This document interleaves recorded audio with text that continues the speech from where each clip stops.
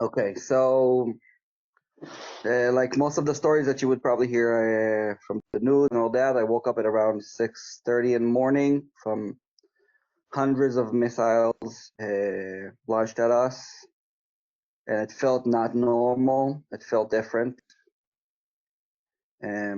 Minutes later, I started hearing shooting.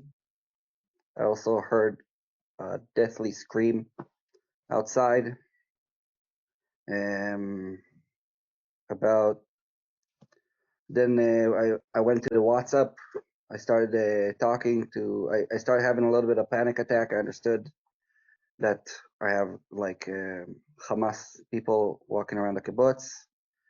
We started figuring out, talking to people on WhatsApp, what's going on, and I started to see that my neighbor is writing that they're in her house and that they are burning her house.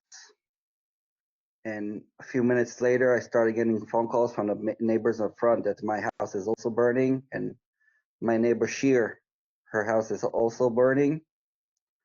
So they burned all three of our houses while we were still inside. So I grabbed the only sharp thing I could find, which was a pair of scissors. That's literally all I had. And I ran outside.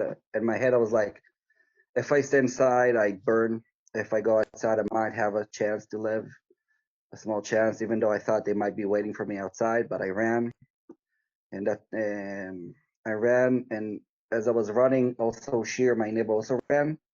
But our third neighbor didn't go out, so we decided to go and save her.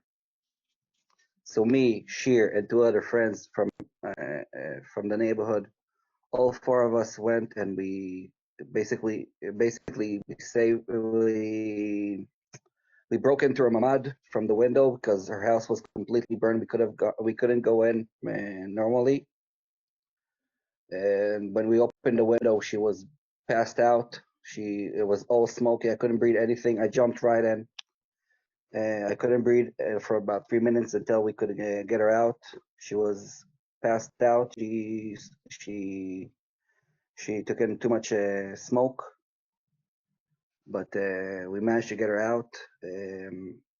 Just as we got her out, they started shooting at us. We started hearing shootings, so we ran as fast as we could into another mamad because we couldn't go into our houses. So we went to another mamad, and all the guys that saved her, including her, we hid there for the rest of the long 8 hours.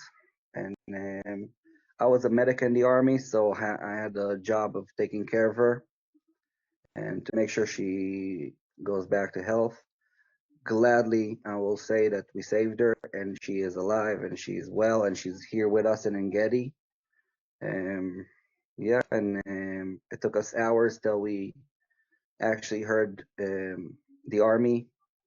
It took us hours to believe the army that it's the army, and after I think 14 hours of everything in total, we finally left the kibbutz by our own cars. By the way, not with a military escort or anything like that. We just went into the cars and drove, and it looked terrible outside. Everything was exploded, the cars and burned tanks and dead bodies all over the road. It was, yeah, that was basically the day for me.